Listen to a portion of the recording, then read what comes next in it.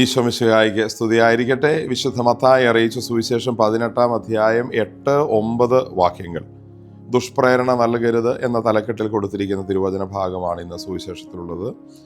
മത്തായിയുടെ സുവിശേഷം 18-ാം അധ്യായം അതിലെ 8-9 വാക്യങ്ങൾ.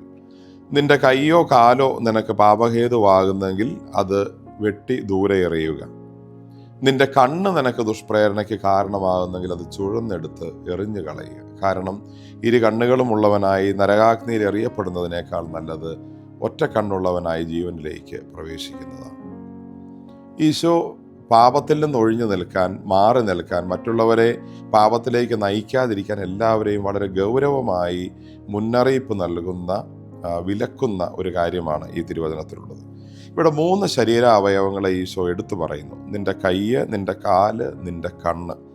ശരീരത്തിൽ ഒത്തിരിയേറെ അവയവങ്ങൾ ഓരോ ഉപയോഗങ്ങൾക്കായി, ഓരോ പർപ്പസിനായി ദൈവം തന്നിട്ടുണ്ടെങ്കിലും പ്രത്യേകിച്ച് ഇവിടെ എടുത്തു പറയുന്നത് കയ്യെക്കുറിച്ചും കാലിനെക്കുറിച്ചും കണ്ണിനെക്കുറിച്ചുമാണ്.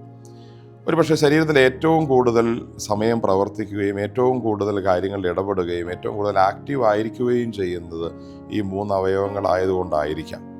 ഈശോ പറയുന്നതും അതുകൊണ്ട് തന്നെയാണ്. പ്രലോഭനങ്ങളും ഏറ്റവും ആക്റ്റീവായിരിക്കുന്ന കാര്യങ്ങളിലൂടെയാണ് നമ്മൾ അറിയാതെ നമ്മുടെ ജീവിതത്തിലേക്ക് കടക്കുന്നത്. കാലുകൾ കൊണ്ട് നീ പോകുന്നിടത്ത് നീ ശ്രദ്ധിച്ചില്ലെങ്കിൽ നിനക്ക് പാപത്തിലേക്ക് പോകാം.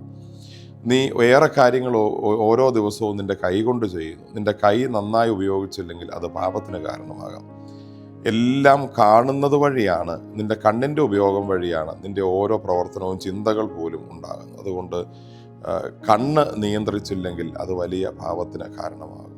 അതുകൊണ്ടാണ് ഈശോ പറഞ്ഞത് കണ്ണാണ് ശരീരത്തിൻ്റെ വിളക്ക്. കണ്ണ് കുറ്റമറ്റതായിരിക്കുമ്പോഴാണ് ശരീരം പ്രകാശിക്കുന്നത്.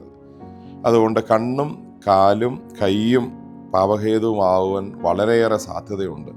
പലപ്പോഴും നമ്മളത് ശ്രദ്ധിക്കാറില്ല. നമ്മുടെ ദൈനംദിന ജീവിതത്തിൽ ഏറ്റവും കൂടുതൽ സ്വാഭാവികമായി ഇടപെടുന്ന ഈ 3 ശരീരാവയവങ്ങൾ, അതിനെക്കുറിച്ച് നമ്മളൊരു നിരന്തരമായ നിതാന്തമായ ഒരു ശ്രദ്ധയും ജാഗ്രതയും പുലർത്തിയില്ലെങ്കിൽ നമ്മൾ അറിയാതെ തന്നെ ഈ 3 കാര്യങ്ങളിലൂടെ, ഈ 3 ഇടപെടലുകളുടെ മാർഗങ്ങളിലൂടെ പാപം നമ്മുടെ ഉള്ളിലേക്ക് കടന്നു വരും. നമ്മൾ അറിയാതെ അത് നമ്മളെ കീഴ്പ്പെടുത്തും എന്ന് തിരുവചനം ഓർമ്മിപ്പിക്കുന്നു. അതുകൊണ്ട് ശക്തമായ ഒരു മുന്നറിയിപ്പ്, വളരെ ജാഗരൂകതയോടെ ഇരിക്കാൻ, നമ്മുടെ കൈ, കാല്, കണ്ണ് ഇവയുടെ ഉപയോഗത്തിൽ കൂടുതൽ ശ്രദ്ധയുണ്ടാവാനും, വീണ്ടും വിചാരങ്ങൾ ഓരോ പ്രവർത്തനത്തിനും, ഓരോ കാഴ്ചയ്ക്കും, ഓരോ സ്ഥലത്തേക്ക് പോകുന്നതിനും മുമ്പ് ഉണ്ടാകാൻ ഈശോ ഓർമ്മിപ്പിക്കുന്നു. ഈ ഒരു ആത്മീയ ചിന്ത മനസ്സിൽ സ്വീകരിച്ച് നമുക്ക് നമ്മുടെ ചിന്തകളെയും നമ്മുടെ കാഴ്ചകളെയും പ്രവർത്തനങ്ങളെയും നമ്മുടെ യാത്രകളെയും നിയന്ത്രിക്കാം. ആമേൻ.